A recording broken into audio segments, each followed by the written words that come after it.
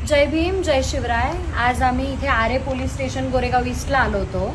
18 तारखेला मी माझी कंप्लेंट नोंदवली होती। हा माझा वकील आहे। आम्ही कंप्लेंट नोंदवायला आलेलो। सकाळी 4 वाजेपर्यंत आम्हाला पोलीस स्टेशनमध्ये थांबून ठेवलं। जेवण नाही, काय नाही। आम्हाला फक्त प्रॉमिस केलं की FIR करू।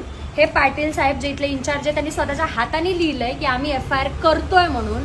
8 दिवस आम्ही त्यांना कॉन्टॅक्ट करतोय, मेसेज करतोय, कॉल करतोय। एकही कॉल त्यांनी आमचा नीट उत्तर दिलं नाही, मेसेज केले नाही। आणि काल जेव्हा मी त्यांना हे म्हटलं की सर मी सगळे रिपोर्टर्स वगैरे इथं घेऊन येते जाब विचारायला, तेव्हा मला बोलले की तुला जे करायचं ते कर। आज आम्ही इथं आलोय, एकही पोलीस इथे आतमध्ये नाहीये।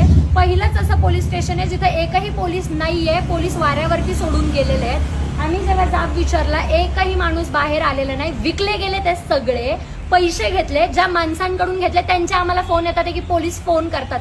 कमीत कमी लोक असे निवडाचे गद्दार होणार नाहीयेत। तुम्ही ज्या लोकांना फोन करताय ते आम्हाला फोन करतात की त्यांचे फोन आले ते म्हणून। रिपोर्टर्स विकले गेले, ते इथले पोलीस प्रशासन विकलं गेलेलं आहे। ज्या लोकांवरती आम्ही विश्वास ठेवतो ना की आमची कंप्लेंट घ्या, ते लोक इथं विकले गेलेले आहेत। एकाने सुद्धा आम्हाला जाब दिलेला नाही। 8 दिवस कंटिन्यू, 8 दिवस आमची फक्त एक FIR घेत नाहीये। इतका अत्याचार सहन करतोय या संविधानिक देशामध्ये राहून सुद्धा।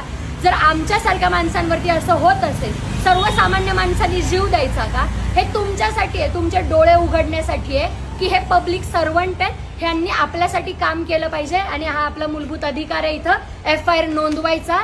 त्यांच्यावरती नसतं ते की घ्यायचा आहे गुन्हा की नाही घ्यायचा। माझ्यावर अन्याय झालाय,